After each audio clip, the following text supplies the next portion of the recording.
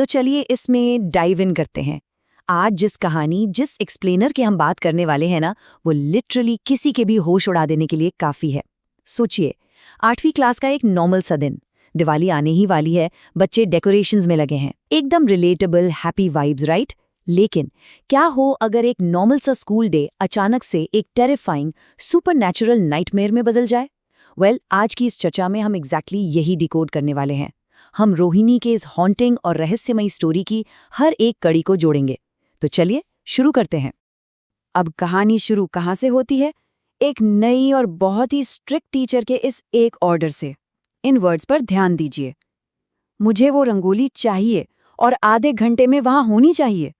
अब रोहिणी, जो क्लास की बेस्ट आर्टिस्ट थी, आराम से अपना काम कर रही थी, पर टीचर के इस गुस्से भरे ऑर्डर ने उस घबराई हुई बच्ची को स्कूल के उस हिस्से में अकेले जाने पर मजबूर कर दिया जहां जाने के नाम से ही बच्चों के पसीने छूट जाते थे। Section 1, the forbidden fourth floor, वो मंजिल जहां जाना मना था। यही वो टर्निंग पॉइंट था जिसने सब कुछ बदल कर रख दिया। एंड दिस ब्रिलियंटली इलस्ट्रेट्स कि एक ही वक्त पर दो बिल्कुल अलग दुनिया चल रही थीं। इस डिफरेंस को ध्यान से देखिए। एक तरफ नीचे के फ्लोर्स पर बच्चे हंस खेल रहे हैं, दिवाली की तैयारियां चल रही हैं, शोर शराबा है, और दूसरी तरफ चौथी मंजिल का वो आखिरी कोने वाला कमरा, एकदम सुनसान, पिन ड्रॉप साइलेंस, और वहां की हवा ऐसे रूमर्स से भरी हुई थी जहां पिछले कुछ सालों में डेथ्स होने की अफवाहें सुनने को मिलती थी। ये जो कंट्रास्ट है ना, फेस्टिविटी और आइसोलेशन का, ये सच में बहुत अनसेटलिंग है। आगे बढ़ते हैं। Section 2, the chalk and the chill. अब होता क्या है? रंगोली बनाते बनाते अचानक से सफेद चौक खत्म हो जाती है, और यही एक छोटी सी चीज रोहिणी को बगल वाले अनजान खौफनाक कमरे तक ले आती है। अब वहां जो हुआ उसके क्लूज पर गौर कीजिए। वहां एक अनजान लड़की पहले से बोर्ड पर ड्राइंग कर रही थी, और उसकी आवाज नॉर्मल नहीं थी, उसमें एक अजीब सा हिप्नोटिज्म था, एक ऐसी आवाज जो किसी को भी अपनी तरफ खींच ले। फिर जब उसने चौक रोहिणी को पकड़ाया तो उसकी उंगलियां बिल्कुल बर्फ की तरह ठंडी थी, लाइक लिटरली फ्रीजिंग। पर सबसे terrifying moment, actually spine chilling moment तब आया जब रोहिणी ने उस लड़की के पैर देखे। उसके पैर पूरी तरह से पीछे की तरफ मुड़े हुए थे, एक इम्पॉसिबल एंगल पर। सोचिए उस वक्त उस बच्ची के दिमाग में क्या चल रहा होगा। डर के मारे बुरी हालत थी, लेकिन जैसे ही स्कूल छूटने की बेल बजी, जल्दबाजी में रोहिणी से एक ऐसी गलती हो गई जो अनजाने में एक इनविटेशन बन गई। उसने कैजुअली कह दिया, स्कूल छूट गया है, क्या तुम घर नहीं जा रही? चलो चलते हैं। और इसके जवाब में उस एंटिटी ने क्या कहा पता है? उसने बस इतना कहा, तुम चलो, मैं आती हूं। बूम, एक आम सा सेंटेंस और खेल शुरू। Section 3, an uninvited guest. घर में आया एक बिन बुलाया मेहमान। Let's move to and see how this builds. क्योंकि स्कूल की बाउंड्री क्रॉस करके अब ये डर रोहिणी के घर तक पहुंच चुका था। दिवाली की छुट्टियां शुरू हो चुकी थीं और इस अनइनवाइटेड गेस्ट ने उसकी जिंदगी तबाह करनी शुरू कर दी। डिक्लाइन का ये पूरा सीक्वेंस देखिए। नंबर 1, रात के 1 बजे खिड़की के बाहर वही लड़की दिखाई देती है और दीवार पर चौक घिसने की आवाज आती है। इस डर से रोहिणी को सडन एंड सिवियर फीवर आ जाता है। नंबर 2, दिन के वक्त पीठ में इतना भयानक दर्द कि उसका पूरा स्लीप साइकिल फ्लिप हो जाता है। वो दिन भर सोती और रात भर जागती। नंबर 3, उसकी अपनी स्केचबुक में ऐसी ड्राइंग्स मिलती हैं जो बिल्कुल उसकी ड्राइंग्स की कार्बन कॉपी थी, पर उन पर सिग्नेचर था अनामिका। और चौथा और सबसे दर्दनाक फेज, उसका लोअर बॉडी पूरी तरह से पैरालाइज हो जाना। और फिर आती है वो रात, करीब 2 बजे का वक्त। रोहिणी की माँ बेचैनी में आंगन में आती हैं, और जो वो देखती हैं वो किसी भी इंसान की रूह कंपा दे। उनकी बेटी रोहिणी घुप अंधेरे में एक ऐसी एंटिटी के साथ बैठकर रंगोली बना रही थी जो कंप्लीटली नॉन ह्यूमन थी।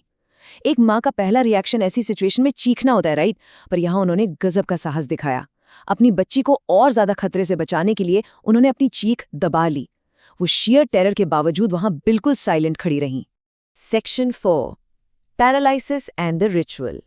जब आखिरी उम्मीद ही सहारा बनी। अब सिचुएशन टोटली हाथ से निकल चुकी थी। रोहिणी चलने फिरने से बिल्कुल मजबूर हो गई। इस फैमिली का मेडिकल सफर अब किसी बुरे सपने जैसा हो गया था।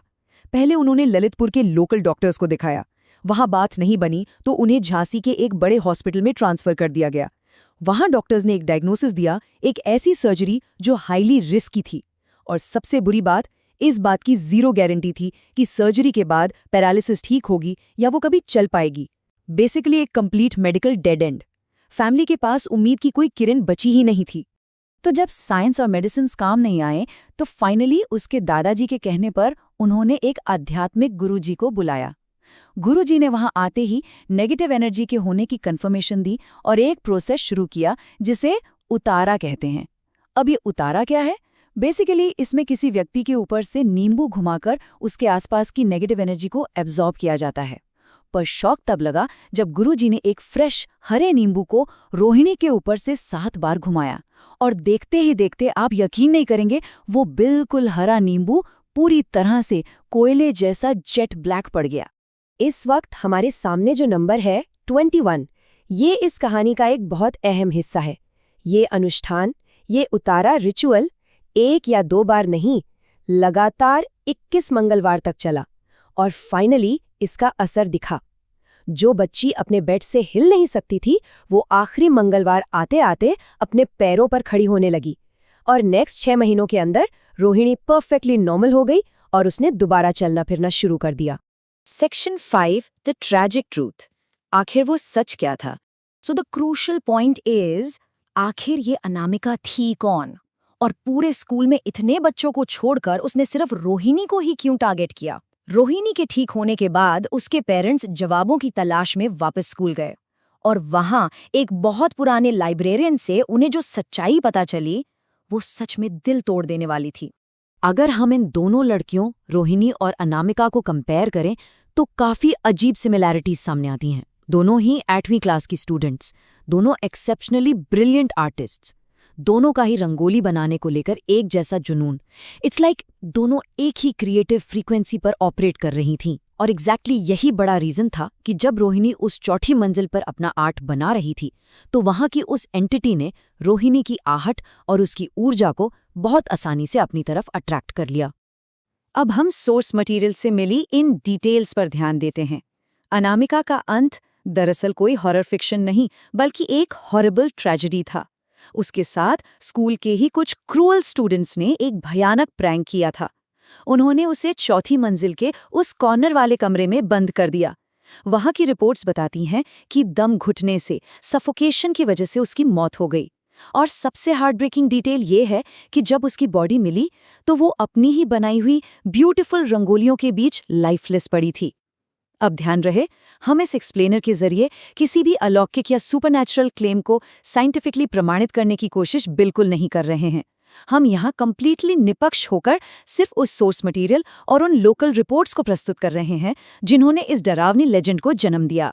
और इन सभी फैक्ट्स को एनालाइज करने के बाद हम आते हैं एक आखिरी और बेहद प्रोफाउंड वार्निंग पर। ऐसे आइसोलेटेड या हॉन्टेड स्पेसेस में कैजुअली जाना या बिना सोचे समझे कुछ भी बोलना कितना भारी पड़ सकता है। जैसे रोहिणी का एक सिंपल सा डायलॉग, चलो चलते हैं, अनजाने में एक इन्विटेशन बन गया जिसमें इतनी ताकत थी कि एक अनजान ऊर्जा उसके पीछे घर तक चली आई। तो ये आज हम सबको एक थॉट देकर जाता है। क्या हम वाकई में अपने शब्दों की ताकत को समझते हैं? क्या हमारे आम एवरीडे वर्ड्स का वजन हमारी सोच से कहीं ज्यादा भारी और इम्पैक्टफुल हो सकता है? यही वो सवाल है जिसे आपके लिए छोड़कर आज का ये एक्सप्लेनर हम यहीं खत्म करते हैं। इस चर्चा की गहराई में हमारे साथ जुड़ने के लिए आप सभी का बहुत बहुत शुक्रिया।